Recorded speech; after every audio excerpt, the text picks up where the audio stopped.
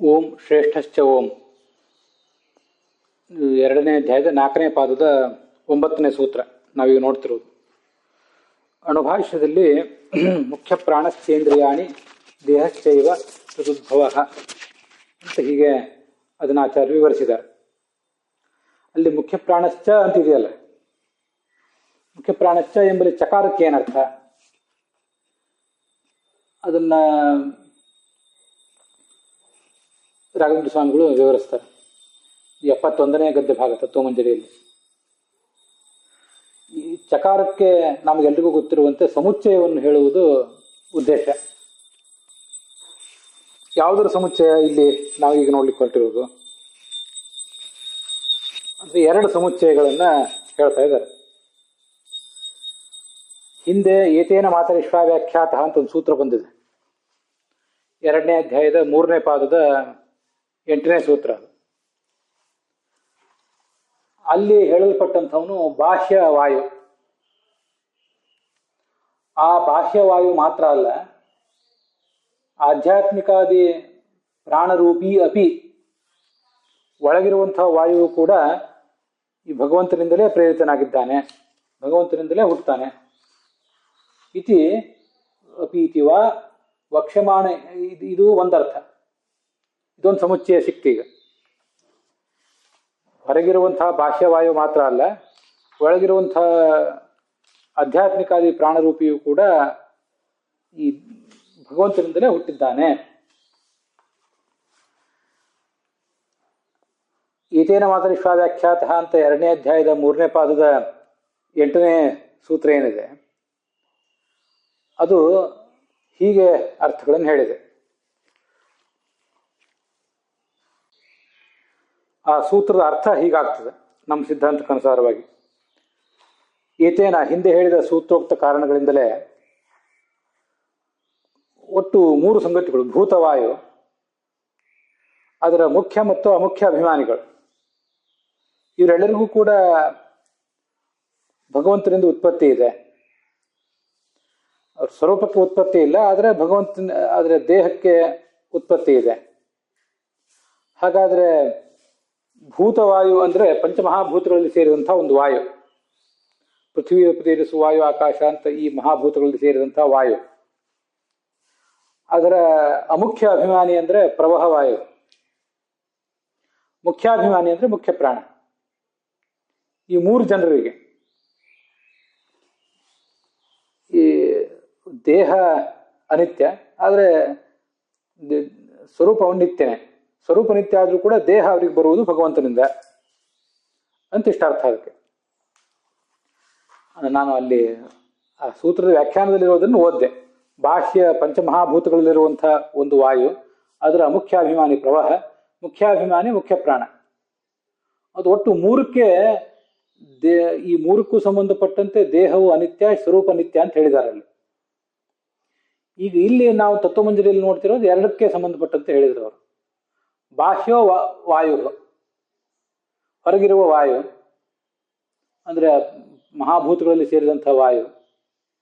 ಅಷ್ಟು ಮಾತ್ರ ಅಲ್ಲ, ಅದು ಮಾತ್ರ ಭಗವಂತನಿಂದ ಹುಟ್ಟಿದ್ದು ತಿಳಿಬೇಡಿ. ಆಧ್ಯಾತ್ಮಿಕಾದಿ ಪ್ರಾಣರೂಪಿ ಅಪಿ, ಅದರ ಅಭಿಮಾನಿಯಾದ ಪ್ರಾಣರೂಪಿಯಾದ ದೇವತೆ ಏನಿದ್ದಾನೆ ಅವನು ಕೂಡ ಭಗವಂತನಿಂದಲೇ ಹುಟ್ಟಿದ್ದಾನೆ ಅಂತ 2ನ್ನೇ ಹೇಳಿದಾರೆ ಅವರು. ವಸ್ತುತಃ ಅಲ್ಲಿ ಬಂದಿರೋದು 3. ಅದೇನೇ ಇಲ್ಲಿ ಮುಖ್ಯ ಪ್ರಾಣಶ್ಚ ಅಂತ ಬಂದ್ರೆ, ಮುಖ್ಯ ಪ್ರಾಣ ಮುಖ್ಯ ಪ್ರಾಣನೂ ಅದೇನರ್ಥ, ಬಾಹ್ಯವಾಯು ಮಾತ್ರ ಅಲ್ಲ, ಮುಖ್ಯ ಪ್ರಾಣನೂ ಭಗವಂತನಿಂದಲೇ ಹುಟ್ಟಿದ್ದಾರೆ. ಬಾಹ್ಯವಾಯು ಪಂಚಮಹಾಭೂತಗಳಲ್ಲಿ ಸೇರುವುದರಿಂದ ಅನಿತ್ಯ ಆದ್ರಿಂದ ಅದು ಮಾತ್ರ ಭಗವಂತನಿಂದ ಹುಟ್ಟಿದೆ ಅಂತ ತಿಳಿಬೇಡಿ. ಸ್ವರೂಪ ನಿತ್ಯ ಅನಾದಿ ಆದರೂ ಕೂಡ ಮುಖ್ಯ ಪ್ರಾಣನ ದೇಹವು ಕೂಡ ಇವನಿಂದಲೇ ಹುಟ್ಟಿದೆ ಅಂತ ಹೀಗೆ ತಿಳ್ಕೋಬೇಕು. ಇದು ಒಂದು ಸಮುಚ್ಚಯ.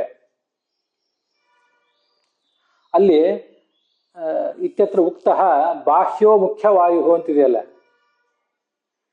ಪ್ರಾಯ ಅಲ್ಲಿ ಆ ಮುಖ್ಯ ಅನ್ನುವ ಶಬ್ದ ಅಷ್ಟು ಸಮಂಜಸ ಅಲ್ಲ. ರಾಘವೇಂದ್ರ ಸ್ವಾಮಿಗಳ ಮುಖ್ಯ ಅಂತ ಶಬ್ದವನ್ನು ಬರೆದಿದ್ರೋ ಇಲ್ಲೋ. ನಾನು ಉತ್ತರಾದಿ ಮಠದಿಂದ ಪ್ರಕಾಶಿತ ಆಗಿರುವಂಥ ಪುಸ್ತಕನೂ ನೋಡಿದೆ, ಅಲ್ಲಿಯೂ ಮುಖ್ಯ ಅಂತಲೇ ಇದೆ. ನ ಕೇವಲಂ ಬಾಹ್ಯೋ ವಾಯು, ಇಷ್ಟೇ ರಾಘವೇಂದ್ರ ಸ್ವಾಮಿಗಳ ತಾತ್ಪರ್ಯ ಇದ್ದಂತೆ ಕಾಣಿಸ್ತದೆ.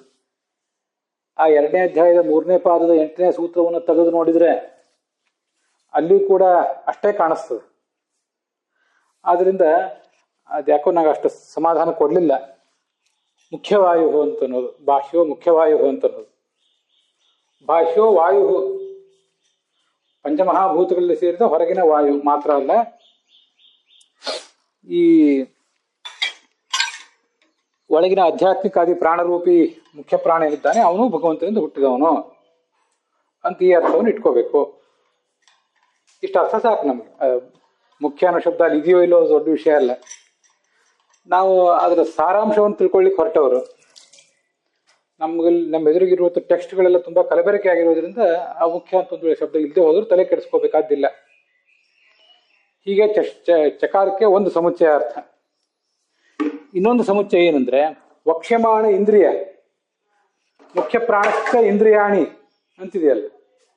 ಮುಖ್ಯ ಪ್ರಾಣನೂ ಇಂದ್ರಿಯಗಳು ಭಗವಂತನಿಂದಲೇ ಹುಟ್ಟಿದ್ದು. ವಕ್ಷ್ಯಮಾಣ ಇಂದ್ರಿಯಾಪೇಕ್ಷಯಾವ, ಇಂದ್ರಿಯಾಭಿಮಾನಿ ದೇವತೆಗಳು ಮುಖ್ಯ ಪ್ರಾಣನು ಎಲ್ಲರೂ ಭಗವಂತನಿಂದಲೇ ಹುಟ್ಟಿದ್ದಾರೆ. ಈ ಥರ ಇನ್ನೊಂದು ಸಮುಚ್ಚಯ. ಹಾಗಾಗಿ ಅವರೆಲ್ಲರೂ ಭಗವಂತನಿಂದ ಹುಟ್ಟಿದ್ದಾರೆ ಅನ್ನೋದನ್ನು ತಿಳಿಸ್ಲಿಕ್ಕೋಸ್ಕರ ಮುಖ್ಯ ಪ್ರಾಣಶ್ಚ ಅಂತ ಹೀಗೆ ಚಕಾರವನ್ನು ಪ್ರಯೋಗ ಮಾಡಿದ್ದಾರೆ ಅಂತ ಅರ್ಥ.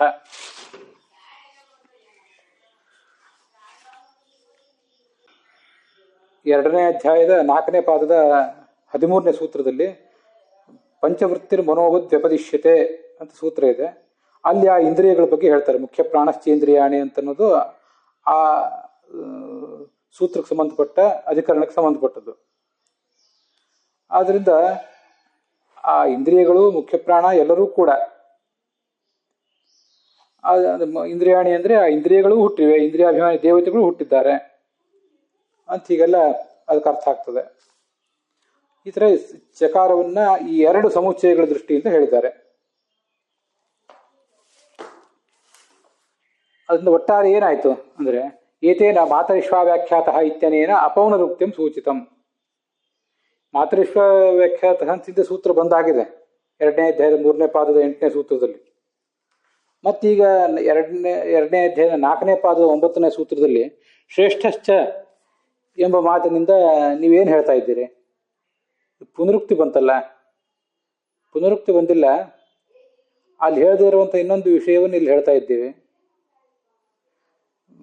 ಬರೇ ಬಾಹ್ಯವಾಯು ಅಲ್ಲ, ಅಂತರಂಗದ ವಾಯುವು ಎಲ್ಲವೂ ಕೂಡ ಭಗವಂತನಿಂದ ಹುಟ್ಟಿದ್ದಾರೆ ಅನ್ನೋದನ್ನು ಹೇಳಬೇಕಾಗಿದೆ. ಆದ್ರಿಂದ ನಮಗಿಲ್ಲಿ ಪುನರುಕ್ತಿ ಇಲ್ಲ ಅಂತ ಅರ್ಥ. ಪುನರುಕ್ತಿ ಇಲ್ಲ ಅನ್ನೋದನ್ನೇ ಚಶಬ್ದ ತೋರಿಸ್ತಾ ಇದೆ.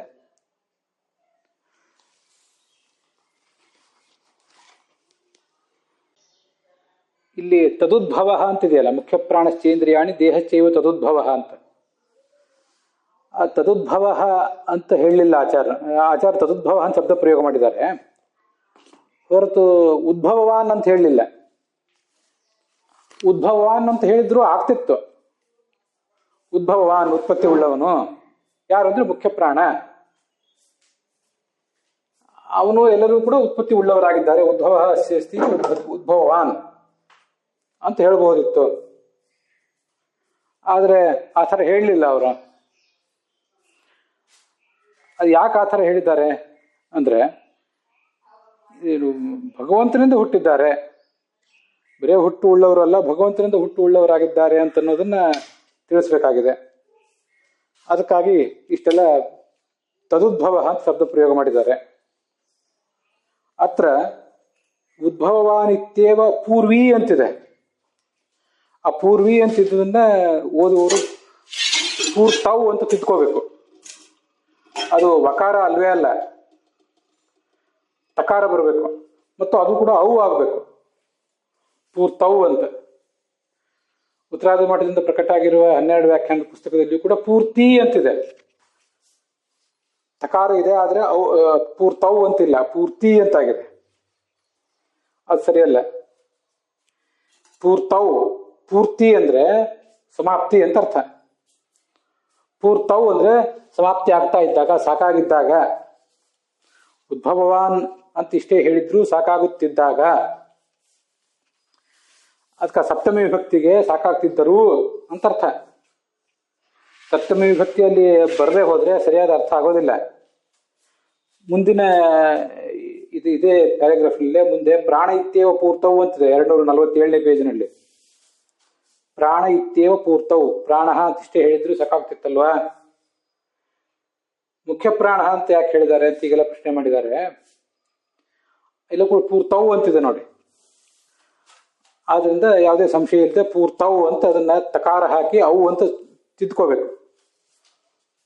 ಅಣುಭಾಷ್ಯದ ಬೇರೆ ಯಾವುದೇ ಪುಸ್ತಕ ಎಲ್ಲಿಂದ ಪ್ರಕಟ ಆಗಿದ್ರು ಕೂಡ ಅಲ್ಲಿ ಇಂಥ ತಪ್ಪುಗಳಿದ್ರೆ ಅದನ್ನ ತಿದ್ದುಕೊಳ್ಬೇಕು. ಇಲ್ಲದೆ ಹೋದ್ರೆ ಅದಕ್ಕೆ ಏನು ಅರ್ಥ ಹೇಳಬೇಕು ಅಂತ ಗೊತ್ತಾಗೋದಿಲ್ಲ. ಸಪ್ತಮಿ ವಿಭಕ್ತಿ ಏಕವಚನ ಅದು. ಉದ್ಭವಾನ್ ಅಂತಿಷ್ಟೇ ಹೇಳಿದ್ರು ಸಾಕಾಗ್ತಿತ್ತು. ಆದರೆ ಸೂತ್ರಕಾರರು ಅವನಿಗೆ ಉತ್ಪತ್ತಿ ಮಹತ್ವವನ್ನ ತಿಳಿಸಿದ್ದಾರೆ. ಅವನು ಹುಟ್ಟುತ್ತದೆ ಅಂತ ತಿಳಿದು ಮುಖ್ಯ ಪ್ರಾಣ ಹುಟ್ಟುತ್ತಾನೆ ಅಂತ ಅನ್ನೋದನ್ನಂತೂ ಅವ್ರು ತಿಳಿಸೇ ಇದ್ದಾರೆ. ಅಷ್ಟು ತಿಳಿಸಿದ ಮೇಲೆ ಅದು ಭಗವಂತನಿಂದಲೇ ಉತ್ಪತ್ತಿ ಆಗ್ಬೇಕು, ಇನ್ಯಾರಿಂದಲೂ ಆಗ್ಲಿಕ್ಕೆ ಸಾಧ್ಯ ಇಲ್ಲ. ಆದ್ರಿಂದ ತದುದ್ಭವ ಅಂತ ಹೇಳಿದ್ದಾರೆ.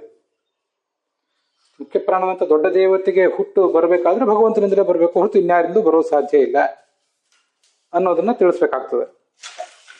ಅದಕ್ಕಾಗಿ ತದುದ್ಭವ ಅಂತ ತತ್ಶಬ್ದದಿಂದ ಭಗವಂತನನ್ನ ಪರಾಮರ್ಶೆ ಮಾಡ್ಕೊಂಡಿದ್ದಾರೆ ಅಂತ ಈಗ ಅರ್ಥ. ಕೆಳಗೆ ಕೆ.ಟಿ. ಪಾಂಡುರಂಗ ಆಚಾರ್ಯರ ಟಿಪ್ಪಣಿಯಲ್ಲಿ ಕಾರಣತ್ವವನ್ನು ಅಂತ ಹೇಳಿದ್ದಾರೆ. ಆ ಕಾರಣತ್ವವನ್ನು ಅಂತ ಅನ್ನೋದು ಯಾಕೋ ಅಷ್ಟು ಸಮಂಜಸ ಅಲ್ಲ. ಅದು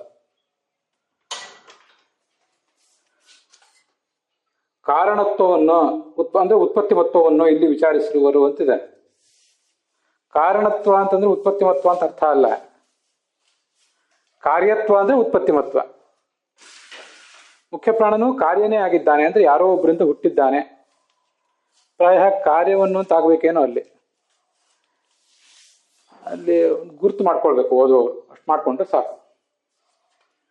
ಈ ವಾಕ್ಯದಲ್ಲಿ ಅರ್ಥ ಪುನರ್ವಿಪ್ರತಿಪತ್ತಿ ಅಭಾವೇನ ಕಾರಣತ್ವಸ್ಯ ಸೂತ್ರಕೃತ ವಿಚಾರ. ಈ ಮುಖ್ಯ ಪ್ರಾಣ ಹುಟ್ಟುತ್ತಾನೆ ಅಂದಮೇಲೆ ಅವನಿಗೆ ಹುಟ್ಟಲಿಕ್ಕೆ ಕಾರಣ ಭಗವಂತನೇ ಆಗಿರ್ಬೇಕು ನೋಡಿ. ಕಾರಣ ಭಗವಂತ, ಕಾರ್ಯ ಮುಖ್ಯ ಪ್ರಾಣ. ಕಾರಣತ್ವಸ್ಯ ಸೂತ್ರಕೃತ ವಿಚಾರಾತ್. ಆ ಕಾರಣತ್ವಸ್ಯ ಅಂತ ಅಣುಭಾಷ್ಯದ ತತ್ವಮಂಜರಿಯಲ್ಲಿರುವ ವಾಕ್ಯವನ್ನು ತಗೊಂಡು ಕಾರಣತ್ವವನ್ನು ಅಂದ್ರೆ ಉತ್ಪತ್ತಿ ಮತ್ವವನ್ನು ಅಂತ ಹೇಳಿದ್ದಾರೆ. ಹೀಗಿದೆಯಲ್ಲ, ಸೂತ್ರಕಾರರು ಅದನ್ನು ವಿಚಾರ ಮಾಡಿದ್ದಾರೆ. ಸಿದ್ಧವತ್ ಕೃತ್ಯ ತದುದ್ಭವ ಇತ್ಯುಕ್ತಂ.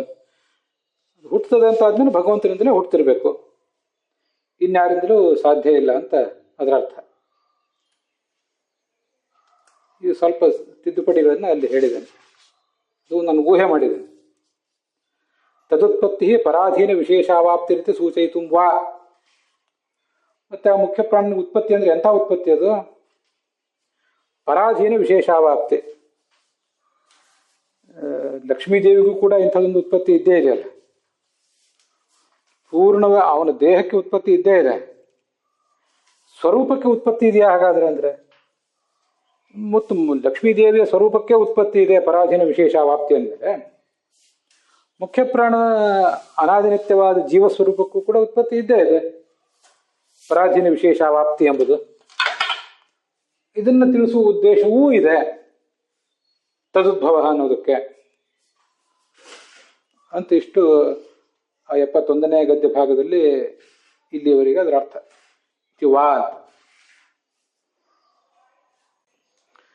ಅಲ್ಲಿಗೆ ಈ ಭಾಗ ಸಮಾಪ್ತ ಆಗಿದೆ.